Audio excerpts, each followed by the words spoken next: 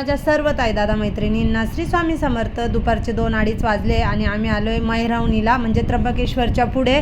तर आमच्या बोरचा स्टॅटरला काहीतरी प्रॉब्लेम आला होता. आता बोहडा असल्यामुळे ना लाईटी खूप व्होल्टेजचा प्रॉब्लेम होता, लाईटी खूप डिम राहायच्या. तर काहीतरी प्रॉब्लेम आला होता. मग आम्ही दोन्ही स्टॅटर घेतले आणि मैरावणीला आलो रिपेरिंगला. ज्या काकांनी आमची बोर जेलपरी टाकली ना पाण्यात, त्यांच्याकडेच रिपेरिंगला घेऊन आलो.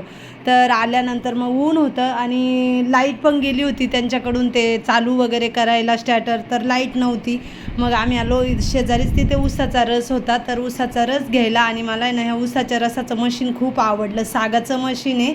तर मग आम्ही इथे मस्तपैकी ऊसाचा रस वगैरे घेतला. आणि आता उन्हाळा म्हटल्यानंतर ऊसाचा रस प्यायला खरंच खूप छान वाटते, थंडगार वाटतं. तर बर्फ टाकून मस्तपैकी ऊसाचा रस पिला. आणि त्याच्यानंतर त्या काकांना त्यांना पण पार्सल घेऊन गेलो, कारण त्यांच्याच दुकाना शेजारी आहे.